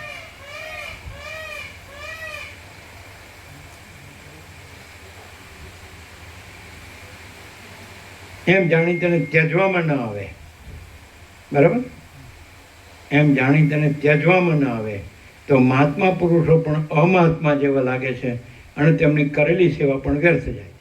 થઈ ગયું ક્લિયર? બોલો શું મુકુંદ પ્રભુ? એમ જ ને? આમાં શું છે, ટૂંકાવી દીધું છે. ખાલી વિચાર કરવામાં ના આવે એટલું જ. પણ વિચાર કરવામાં ના આવે એટલે શું? કે એને ખોટી ભ્રાંતિ ન લાગે અને એને ત્યજવામાં ન આવે એટલે રાગ દ્વેષને વિકાર રાખવામાં આવે તો મહાત્મા પુરુષો પણ અમાહાત્મા જેવા લાગે છે અને તેમણે કરેલી સેવા પણ વ્યર્થ જાય છે. સમજમાં આવે? વિચાર કરવામાં ના આવે એટલે એ ખોટી ભ્રાંતિ છે એમ ન લાગે અને ત્યજવામાં ન આવે. હવે લ્યો, હવે આ વાંચી જવાથી શું ખબર પડે? આ ઘરમાં વાંચીએ તો થઈ જાય ને, ન થઈ જાય? આ બધા શાસ્ત્રો ઘરમાં વાંચે તો ઘરમાં રાગ દ્વેષ ને વિકારો જ હોય. એ ખોટી ભ્રાંતિ છે એમ ત્યજવાનું તો આવે જ નહીં અને મહાત્મા અમાહાત્મા જ જેવા લાગે અને કરેલી સેવા વ્યર્થ જ જાય. બોલો ક્લિયર છે? શું લખ્યું બોલો? જો રાગ તથા દ્વેષ અને વિકારો એનો વિચાર કરવામાં ના આવે એટલે એ ખોટી ભ્રાંતિ છે એમ ત્યજવામાં ના આવે તો મહાત્મા પુરુષો પણ અમાહાત્મા જેવા લાગે છે, એમની કરેલી સેવા પણ વ્યર્થ જાય. એટલે બધા કે હું આટલી સેવા કરું છું મને કેમ કાંઈ શાંતિ નથી, પણ એ વિકારો ત્યજા ખોટી ભ્રાંતિ છે એમ. બોલો ક્લિયર છે કે નહીં? વાંચો હવે, સુધાર્યું હોય વાંચો. બોલો તમે ક્લિયર થયા? રાગ દ્વેષ વિકારો રાખવા છે, ખોટી ભ્રાંતિ નથી સમજવું. એને ત્યજવા નથી. એટલે મહાત્માને અમાત્મા માનવા છે, એટલે સેવા વ્યર્થ જાય. સમજ્યા? એ તમારામાં બુદ્ધિ છે તો અમારામાં બુદ્ધિ હતી. તમે તર્ક કરી શકો તો અમે તર્ક કરી શકત, તો અમને વસિષ્ઠના એકે અક્ષરમાં તર્ક થયો નથી. અને વસિષ્ઠમાં પરમ ચિદાકાશ પરમ જ્યોત્યાખંડ જ્યોતિ જ અનુભવાણી છે, બીજું અનુભવાણું જ નથી.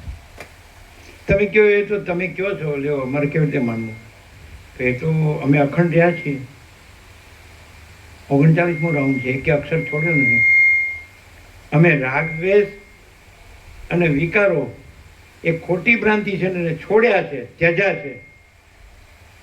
એટલે અમને વસિષ્ઠ અમહાત્મા નથી લાગતા, મહાત્માય નથી લાગતા, પરમ ચિદાકાશ પરમ જ્યોતિ અખંડ જ્યોતિ જ લાગે છે. એટલે અમારે એને કરેલી સેવા વ્યર્થ નથી, સાર્થક છે. નહીં ખ્યાલ આવ્યો? વ્યર્થ ક્યારે ગઈ હોત? અમને જો રાગ દ્વેષને વિકારો છે એ ખોટી ભ્રાંતિ જેમ ન લાગ્યો હોત ને એને છોડ્યા ન હોત તો અમને અમહાત્મા લાગત. અને અમે આ સેવા એટલે એનું એને સાંભળીએ, આપણે એનું શ્રવણ કરીએ, એ વ્યર્થ જાય. શું કહે? તમારે સરળ શ્રવણ કેમ વ્યર્થ જાય? ખબર પડી? રાગ દ્વેષને વિકારો ખોટી ભ્રાંતિ છે ને ત્યજતા નથી એમ જાણીને. એટલે આ સરળ શ્રવણ એટલે પાછા વસિષ્ઠ મહાત્મા નથી લાગતા. ક્યાં કોઈ લખી નાખ્યું છે અને કોઈ પૂછે છે ને કોઈ જવાબ આપે છે, એવું એમ સવાલ જવાબ લખી નાખ્યા છે, પ્રશ્નોત્તર, શંકા સમાધાન. એટલે તમારી કરેલી સેવા એટલે આ સાંભળેલું વ્યર્થ જાય છે. Clear? Naked truth, open secret. ચલો અહીંથી આમ પ્રકાશ ખુલ્લો થાય છે કે નહીં? કેમ જરાક એમ લાગે કે સારું થોડુંક આમ નથી સમજાતું? હવે વાંચો સુધારેલું.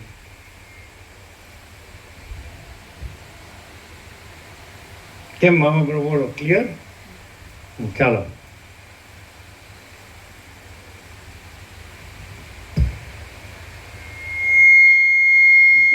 જો રાગ તથા દ્વેષ વિકારો ખોટા છે, ખોટી ભ્રાંતિ છે, તેમ જાણીને તેમને ત્યજવામાં ન આવે તો મહાત્માઓ પણ અમાહાત્મા જેવા જ લાગે છે અને તેથી તેઓની સેવા પણ વ્યર્થ જ જાય છે. સેવાનો અર્થ એમ લેવાનો કે તેથી તેમનું શ્રવણ કરેલું જ્ઞાન પણ ઉગતું નથી. તેથી તેમનું શ્રવણ કરેલું જ્ઞાન પણ ઉગતું નથી. બરાબર નહીં? આ સેવા તદ્વિદ્ય પ્રણિપાતે ન પરિપ્રશ્ને ન સેવયા ઉપદેક્ષંતિ તે જ્ઞાનમ જ્ઞાની ન તત્વદર્શિન. હે ને? ગીતામાં કૃષ્ણ કહે 4 નો 34મો તદ્વિદ્ય પ્રણિપાતે ન પરિપ્રશ્ને ન સેવયા. આપણે સેવાનો ભૌતિક સેવા નથી કરતા, દેહની સેવા નથી કરતા. તેનું જે આપણે સરળ શ્રવણ કરીએ છીએ તો એ પણ સાર્થક થતું નથી, ઉગતું નથી, શાંતિ થતી નથી. કેમ? રાગ દ્વેષ એ વિકારો એ ખોટી ભ્રાંતિ છે એમ આપણે જાણતા નથી, એને ત્યજતા નથી. અને સાંભળીએ છીએ ને વાંચીએ છીએ, લખીએ છીએ ને યાદ રાખીએ છીએ ને બોલીએ છીએ, પણ શાંતિ થતી નથી. એટલે મહાત્મા એવો મહાત્મા લાગે છે. કેમ? આપણા રાગ દ્વેષ અને વિકારોની ભ્રાંતિની દ્રષ્ટિથી એ અમાત્મા લાગે છે. એ અમાત્મા નથી. વસિષ્ઠને અમાત્મા કહેનારો ગધેડો પાક્યો નથી ને પાકશે નહીં. અમારો સંપૂર્ણ સ્વાનુભવ. કોઈ ઈશ્વર કે કોઈ બ્રહ્મા વિષ્ણુ મહેશ એમ કે હું ઈશ્વર છું અને હું બ્રહ્મા છું, વિષ્ણુ છું, મેં છું, મારું માનો, વસિષ્ઠનું નહીં સાંભળવાનું. તમે કે શાંતમ પાપમ, તમારે શાંતિ જોઈતી હોય તો વસિષ્ઠને સાંભળો. અમને પરમ શાંતિ જ છે. કેમ? રાગ દ્વેષ વિચારો ખોટી ભ્રાંતિ, વિકારો ખોટી ભ્રાંતિ, એને ત્યજ્યા છે અંદરથી ને બહારથી.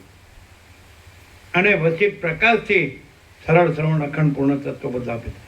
અખંડ પૂર્ણ તત્વ જ અખંડ પૂર્ણ તત્વ બધું. આ અખંડ પૂર્ણ તત્વ જ છે, પણ કોને માટે? રાગ દ્વેષ વિકારો ખોટી ભ્રાંતિ છે એમ જાણીને એને ત્યજ્યા છે સંપૂર્ણ અંદરથી બહારથી. તેને વસિષ્ઠ મહાત્મા નહીં, પરમ ચિદાકાશ પર અમણ આવી ગયું. એ તત્વવેતા જીવન મુક્તને સદા અખંડ જ્યોતિનું દર્શન થાય છે. તો તમે કહ્યું તમને આંખો છે તો અમે દેખાતા છું ના, આ બધું બધું અમને દેખાય છે, દેખાતું હશે. હા, તો તમે ચર્મચક્ષુથી જુઓ છો, અમે દિવ્ય ચક્ષુથી જોઈએ છીએ. એટલે અમે નથી દેખાતા ને તમે નથી દેખાતા ને વસિષ્ઠે નથી દેખાતા ને જગતે નથી દેખાતું, ઈશ્વરને બ્રહ્મ વિષ્ણુ મહેશે નથી દેખાતા. અમને પરમ ચિદાકાશ પરમ જ્યોતિ અખંડ જ્યોતિ જ દેખાય છે સર્વત્ર સદા. તો એ સારું કેવી રીતે જોવું? તો રાગ દ્વેષ વિકારો ખોટી ભ્રાંતિ છે, એનો સંપૂર્ણ ત્યાગ કરો અને પછી વસિષ્ઠ પ્રકાશથી સરળ શ્રવણ કરો. અખંડ પૂર્ણ તત્વ, અખંડ પૂર્ણ તત્વ જ અખંડ પૂર્ણ તત્વ બહુ છે. તો તત્વ મહાચિદાકાશ પરમાકાશ પૂર્ણ બ્રહ્મ તત્વ એટલે કે હું તું તે ગુરુ શિષ્ય ને ઈશ્વર ને જીવ ને ભગવાન ને ભક્ત ને સ્વામી ને સેવક નહીં. તત્વ મહાચિદાકાશ પરમાકાશ પૂર્ણ બ્રહ્મ. આ ઉઘાડ તમને છે ને, તમે વેદાંત બ્રહ્મજ્ઞાન ભણો તો આવા ઉઘાડ ન મળે. તમે બ્રહ્મ કરીને મરી જાઓ. અને રાગદ્વેષ વગેરે વિકારોથી એ તો ખોટી ભ્રાંતિ જેવું સમજ્યા જ ન હોય, એને તજવાનું હોય ન સમજ્યા હોય, અને એમાં સડીને મરતા હોય ને બ્રહ્મ કર્યા કરો. બ્રહ્મ શબ્દ તો કલ્પના છે, પરમાત્મા શબ્દ તો કલ્પિત છે, અને આ શબ્દ નથી, પ્રકાશ છે. વારંવાર આવે સ્વયં પ્રકાશ. એ કેવી રીતે ખબર પડે કે આ વિચારવાણી શબ્દ જ નથી અને આ સ્વયં પ્રકાશ છે? બોલો મુકુદ પ્રભુ, કેવી રીતે ખબર પડે કે આ માણસ બેઠો છે, સામાન્ય માણસ છે? શાંતિ થઈ જાય તો એ પ્રકાશ જ છે. શાંતિ થઈ જાય. તમે તો બોલ્યા એટલે શાંતિ નથી થતી, માટે પ્રકાશ નથી. શાંતિ થઈ જાય. પણ તો બોલ્યા પ્રકાશથી શાંતિ થઈ જાય. તો બોલ્યા હું કામ? કારણ કે રાગ દ્વેષ વિકારો ખોટી ભ્રાંતિ છે એમ જાણીને એને સંપૂર્ણ ત્યજ્યા નથી, માટે તો આવે છે. અમારે તો આવતું નથી. તો આવતું હોત તો અમે અખંડ આવા યાદ ન હોત. એટલે અમને ઘણા પૂછે અમને કેમ અનુભવાતું નથી? આવ્યો જવાબ. રાગ દ્વેષ વિકારો નો વિચાર કર્યો ન હોય તો, એટલે એ ખોટી ભ્રાંતિ છે એમ જાણીને સંપૂર્ણ ત્યજ્યા ન હોય તો મહાત્મા પણ અમાત્મા લાગે છે. કાંઈ નહીં, આ તો સામાન્ય પણ આપણે તો ગુરુ કર્યો ને, ગુરુએ કહી દીધું છે કે ભાઈ હું પરમાત્મા તોય પરમાત્મા. એટલે મહાત્મા પણ અમાત્મા લાગે છે અને એની કરેલી સેવા પણ વ્યર્થ જાય છે. હવે ગીતામાં સિદ્ધ પ્રજ્ઞાના લક્ષણો અર્જુને પૂછ્યા તો પહેલો શ્લોક છે સિદ્ધો. શ્રી ભગવાન વાંચો અને સિદ્ધ પ્રજ્ઞા લક્ષણ શું? અર્જુને પૂછ્યું. પ્રજહાતિ યદા કામાન સર્વાન પાર્થ મનોગતાન આત્મન્યવાત્મના તુષ્ટ સ્થિત પ્રજ્ઞસ્તદોચ્યતે. પ્રકૃષ્ટેણ જાતિ, સંપૂર્ણપણે ત્યજે છે. પ્રજહાતિ યદા કામાન સર્વાન પાર્થ મનોગત, હે પાર્થ મનમાં રહેલી સર્વ કામનાઓને સંપૂર્ણપણે ત્યજે છે. આત્મની એવા આત્મના તુષ્ટ, આત્મામાં આત્મા વડે જ પૂર્ણ. સ્થિત પ્રજ્ઞસ્તદોચ્યતે, ત્યારે સ્થિત પ્રજ્ઞા કહેવાય. અને મનમાં બધી કામનાઓ રાખવી એટલે પછી કૃષ્ણ ભગવાન ન લાગે, મહાત્મા અમાત્મા લાગે. પછી એમની સેવા કરે એટલે ગીતા ગોખીને બોલતા હોય તોય સેવા કરેલી સેવા નિષ્ફળ જાય છે. બોલો, ક્લિયર થાય? એટલે આ જાતે વાંચો તો ખબર પડે ને. ક્લિયર થયું? પેલા કયો વિચાર કરવાથી તો શું ખબર પડે? હા, વિચાર તો મેં કર્યો, રાગ દ્વેષ વિકારોનો વિચાર કર્યો, પણ એ ખોટી ભ્રાંતિ છે એમ જાણીને સંપૂર્ણ ત્યાગ્યા.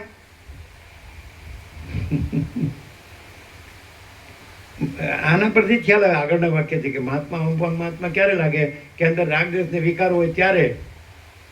એની સેવા કરેલી વ્યર્થ કેમ જાય? એ રાગ દ્વેષ વિકારો હોય એટલે.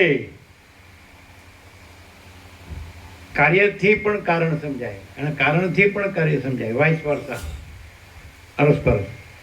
તમને એમ થાય કે આ તો વિચાર કરવાથી કીધું છે, તો કાર્ય જુઓ. મહાત્મા ક્યારે લાગે? એની કરેલી સેવા વ્યર્થ ક્યારે જાય?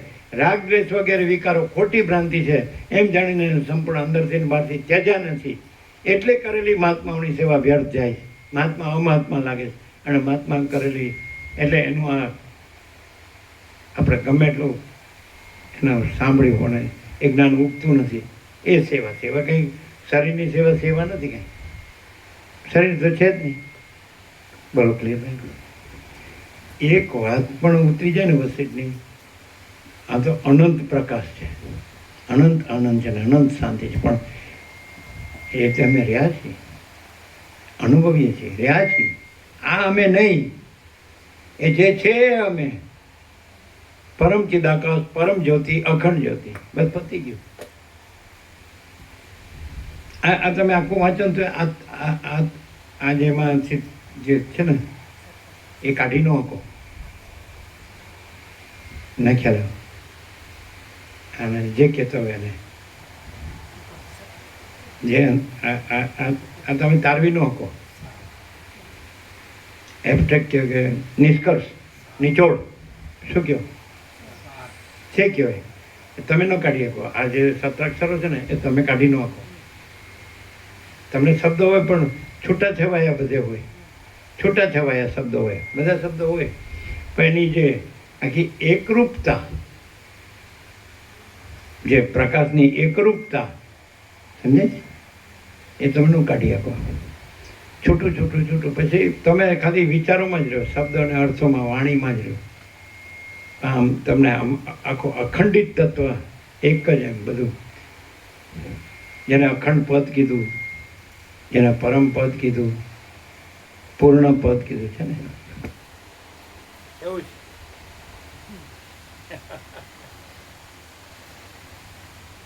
મામા પ્રભુ અત્યારે ઉતાવળ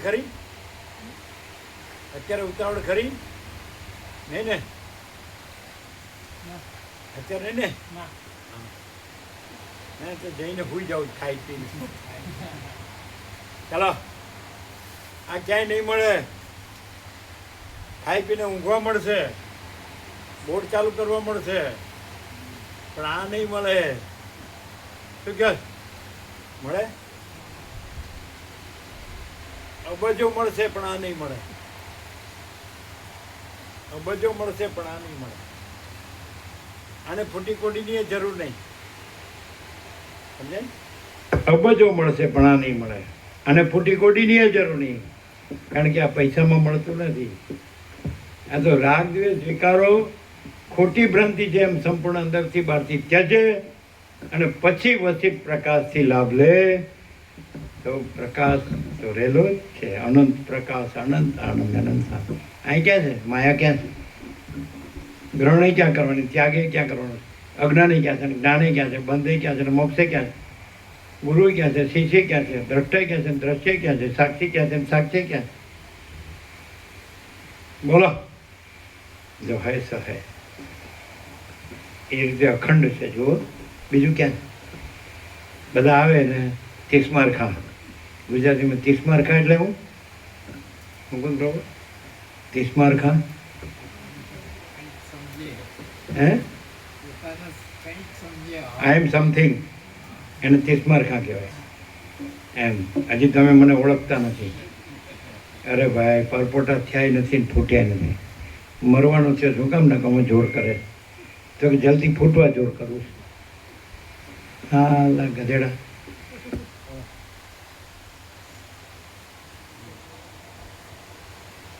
કેટલા વર્ષોથી સાંભળે તો કેમ નથી થતું ખબર પડી? રાગ દ્વેષ વિકારો એના પર વિચાર કર્યા વિના, એટલે ખોટી ભ્રાંતિ લાગ્યા વિના, એનો અંદર બહારથી સંપૂર્ણ ત્યાગ કર્યા વિના મહાત્મા એટલે પછી અમાત્મા લાગે છે, અને એની કરેલી સેવા વ્યર્થ જાય છે. મેં આટલી સેવા કરી તોય મને જ્ઞાન નથી, મને શાંતિ નથી, અને મને તો ગણતા જ નથી. અરે તારા રાગદ્વેષને વિકારો ને ગણે? ગધેડો.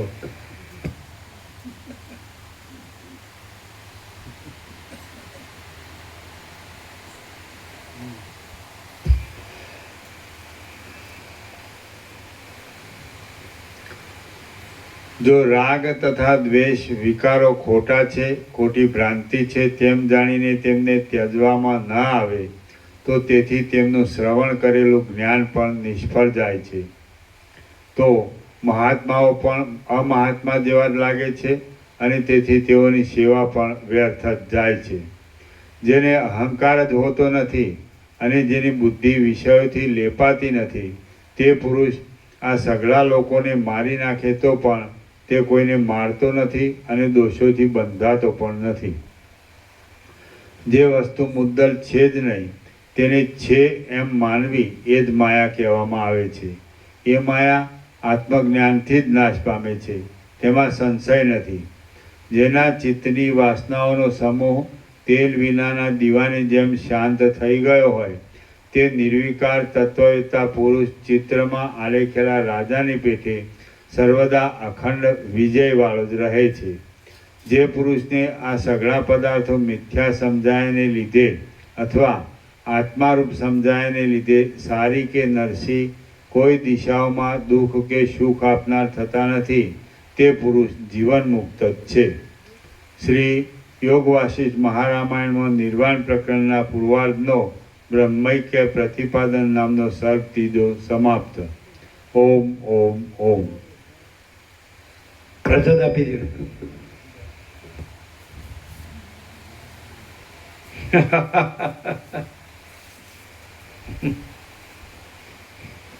ત્યાં જઈને માયામાં ઘૂસી જાય ત્યાં.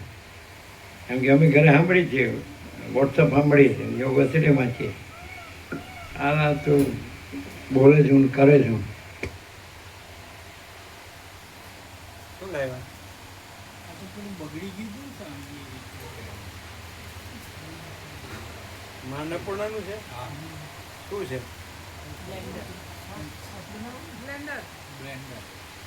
પેલું શાક બનાવવાનું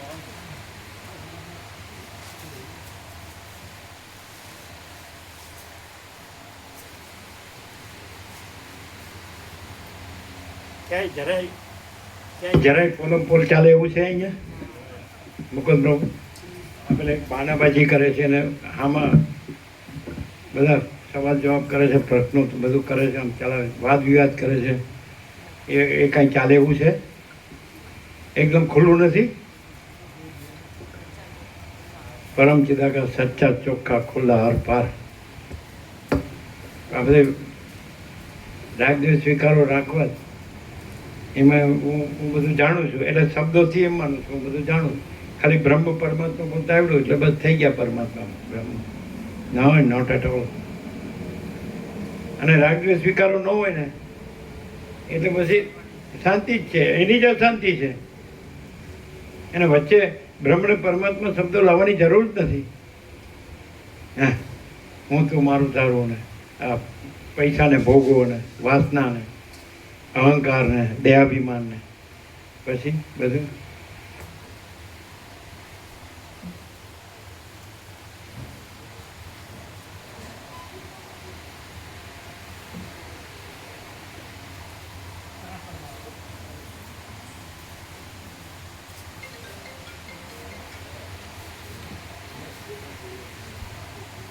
વાત કરી લેવી હતી ને, ફોન આવ્યો છે.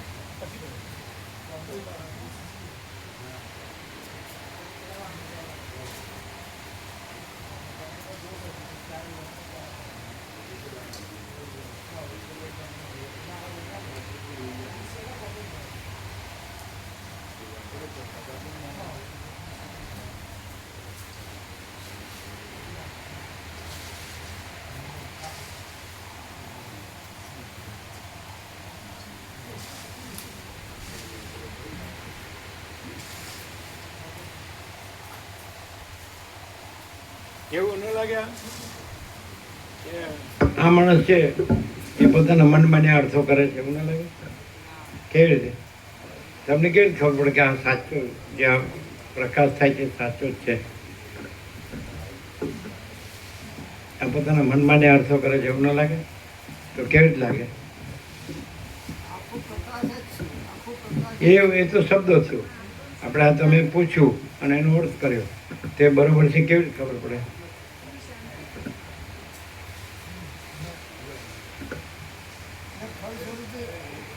શાંતિ થાય. પ્રકાશની સાથે એકરૂપતા લાવ્યા. પ્રકાશની સાથે એકરૂપતા થઈ જાય. જે બી આનો ખુલાસો કર્યો એ પ્રકાશ છે એની સાથે એકરૂપતા થઈ જાય એવું લાગે, એટલે સત્ય લાગે.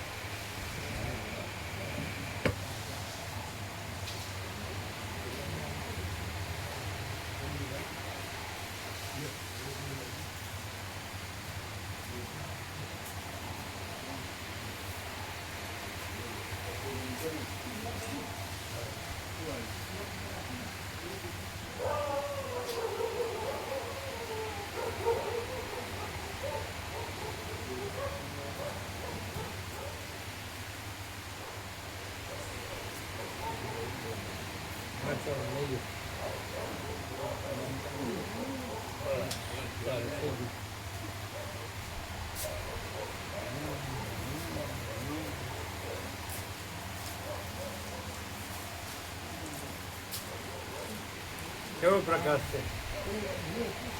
પ્રકાશ અને આનંદ શાંતિ. પ્રકાશ અને આનંદ શાંતિ. પછી આપણે એમ કે પહેલા મહાત્મા એમ કહેતા હતા, હું કહેતો નથી. પોતાની ભ્રાંતિ મહાત્મા મહાત્મા જ છે. ના, પહેલા મહાત્મા એમ કહેતા હતા દુઃખ પડે એટલે સીધાકાશ ઉડી જાય. એટલે એ લાવી આપણે કેમ વચમાં આવી ગયા એમાં? એનું સજેશનમાં આપણે કેમ આવી ગયા અને અહીંયા જ કેમ લાવ્યા? ખ્યાલ આવે? ના લવાય. એટલે આપણે એમ કે આપણે એને ગણ્યું અને એનો ઉપયોગ કર્યો અહીંયા. એટલે એ જ ત્યારે અહમ છે, એ જ ભ્રાંતિ છે. કોઈ પણ પ્રકારની ભ્રાંતિ ના રહેવી ખ્યાલ જોઈએ. આવે? કોઈ પણ પ્રકારની ભ્રાંતિ ના રહેવી જોઈએ તો પ્રકાશ મળે. અને બીજાનું ભ્રાંતિનું સજેશન લઈએ તો અર્થ એમ કે આપણે એ ભ્રાંતિમાં છીએ. તો શાંતિ ના અનુભવાય. તો શાંતિ. બોલો કેમ છે? કેમ મહાત્મા અમહાત્મા લાગે છે ને કેમ એની કરેલી સેવા વ્યર્થ જાય છે? વિકારો છે એટલે હા, વિકારો છે પોતામાં એટલે જ છે. રાગ દ્વેષ વિકારો. ચલો બધું ઢાંકી દેવો, બંધ કર.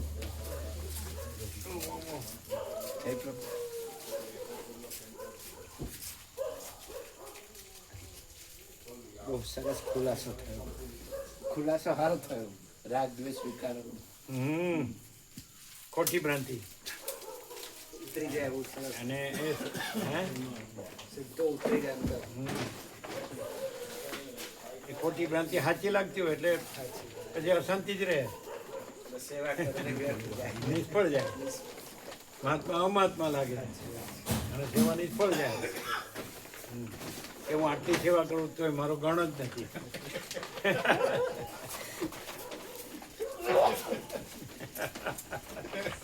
હું એકલો સરદાર આપું.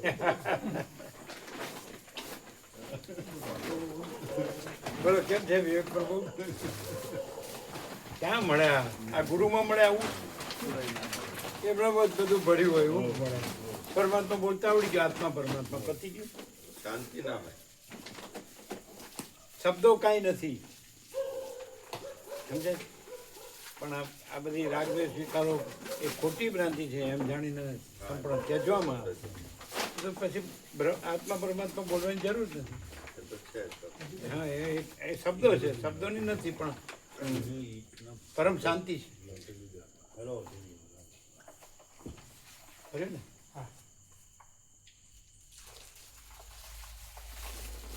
હવે જ્યાં વેદાંત બ્રહ્મના સત્સંગ થાય છે ત્યાં આવું હોય, આવો પ્રકાશ હોય.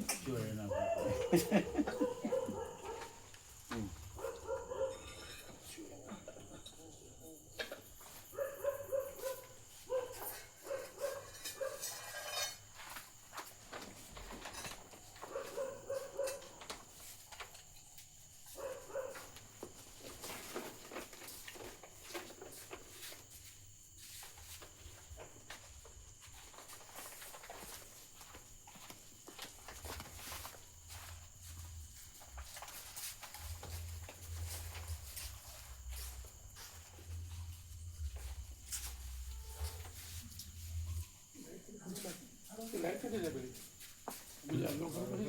પેલી લાઈટ ચેક બંધ કરી પેલી એને કરી ક્યાંથી ચોથી કરી ચોથી કોકની કરી દીધી ઉકળા કરી દીધી કને કરી દીધી વહેલી વહેલી લાઈટ બંધ કરી દીધી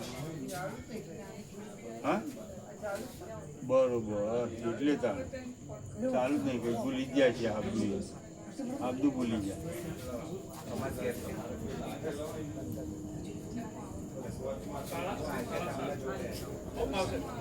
હા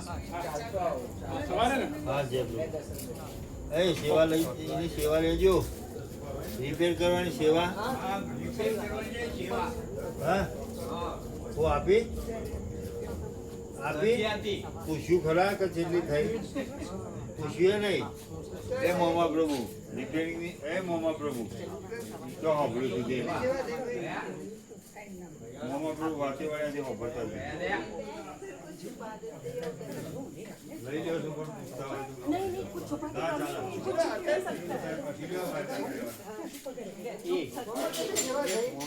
મામા